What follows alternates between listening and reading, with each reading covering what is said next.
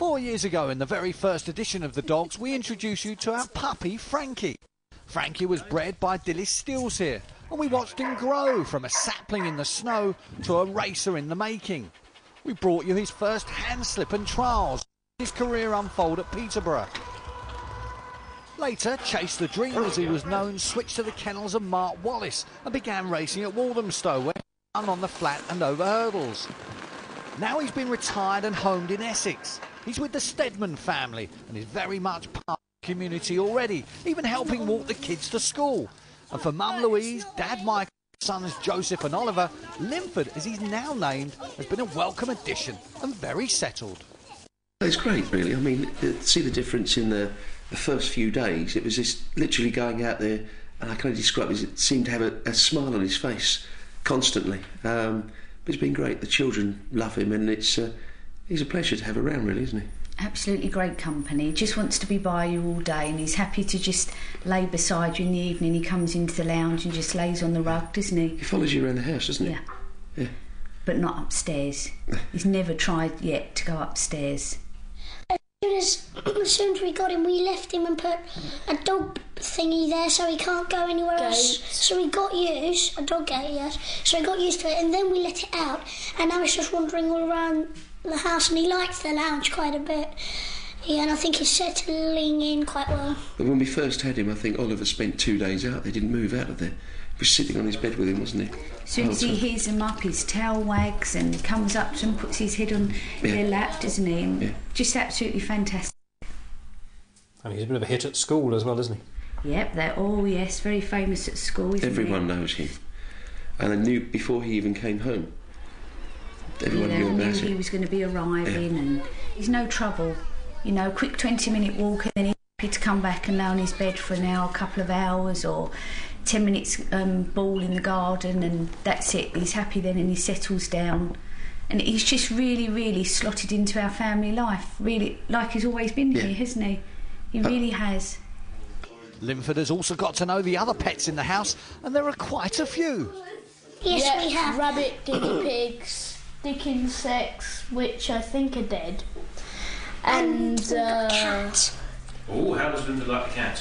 Oh. Well, first of all, he was fine with him, but the cat kept hissing. No, the cat kept hissing, and then as the cat kept on hissing, it brought the dog on, and then the dog's interested in the cat as well now. So the cat's teased him, and now I don't think they're going to go on like that, but hopefully they get on. Marlon the cat and Linford are getting on famously now, but what made the family pick out a retired greyhound in the first place? We had an old dog, and he passed away in October, and we said we're not having another dog. The next thing we knew, the boys were on the internet looking at dogs, and I think we both felt really that, you know, we didn't want to buy a dog. We'd rather rescue a dog, and in our local paper we knew of Clark's Farm, because they have pictures of Give Me a Home with a picture of a dog, and so we called them up just inquiring what they were like as pets. On the Thursday, I think we went there on the Saturday afternoon, and Linford walked in, basically saw Oliver and leant against him, wagging his tail, and that was it really. There was no looking back. You couldn't go there and not come away without a dog. You couldn't, because A, there's so many, and B, they're just beautiful. But there's one thing they said. They said, can we go in the kennels and see? I said, no.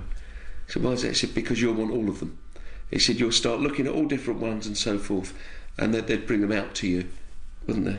And you do, but luckily there was only a couple that had been cats tested, wasn't there? Absolutely. Linford and one other one, I think, and obviously we met Linford first, and Oliver fell in love with him, didn't he? And absolutely. That was it.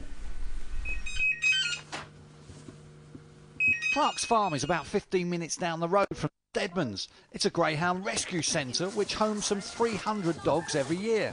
A full team of staff care for the 60 or 70 greyhounds at the kennels at any one time. And boss Sandra Cobb has been a long-time fan of the breed. We used to have racing greyhounds, loved the dogs, and obviously very interested in what happens to them afterwards, and it just started from there. We bought Clark's Farm in 1999. We had it was just a run-down old farm, and we've built up from there. We became an RGT branch in, I think it was about 2002, and it's just bloomed from there. It's gone better and better every year. And is it important to be affiliated to the RGT? Very important. We get a lot of funding, a lot of help from the RGT. We also home Crayford Greyhounds. We are their homing centre with a large number of the Crayford dogs each year. Now tell us about your plans for Clark's Farm. You haven't stopped just yet, have you? We haven't stopped just yet. Every year we're getting bigger and bigger and better. We've had a new block built at the bottom. We have a veterinary centre going in the front here, so that most of our time is spent back and forward to the vets, spaying, castrating. Every dog's sent out, spayed, castrated, teeth inoculated. So that will be done on site, and that will cut down time, giving us more time to spend with the dogs. Let me be a bit self-indulgent here, talk about my own greyhound that came here, chased the dream. He didn't stay here long, did he? No, he didn't. I mean, he was, as you've probably seen, he's fine with the cat. You know, it's my cat that we test on, and he was just a dream. Yeah. So, yeah, he went out straight away. Beautiful dog. Do you find you have some problem dogs that are very hard to home? We've just had one that she's taken us a year to home, only because she was a little bit highly strung sort of thing, but we've worked on her, me and Claire and some of the other girls, and she's gone home and she's lovely. She's settled in wonderful. And that must give you a great deal of satisfaction. Oh, do you know, yeah, it's tearful when they go, but it's just so lovely to see them go to that home. Now tell us about the procedure. If somebody did want to adopt a greyhound from Clark's Farm, what would happen to them? They would just come and look around at all your dogs in the kennels? Right, when they phone, we can either arrange a home check first, then they can come down and have a look. Most people like to come down, walk some, get the feel of them, we chat with them. We've got lots of literature here. We've got a video here that they can sit in reception and watch. They walk them, but we basically roughly know, I mean, we've got the book, what the dogs are like. They tell us their family situation, you know, children, etc. And we match the dog to the person. And it usually works. And it's worked for Frankie, or should we say Linford. From those early days he's been well looked after, and now the Steadmans love nothing more than watching those old DVDs of his races. He's their champion now. It was great to see because, you know, we know him as he is, and you think, and some of it's not that long ago. And to see him doing that, I mean, the children were amazed, and I think that went straight to school, didn't it?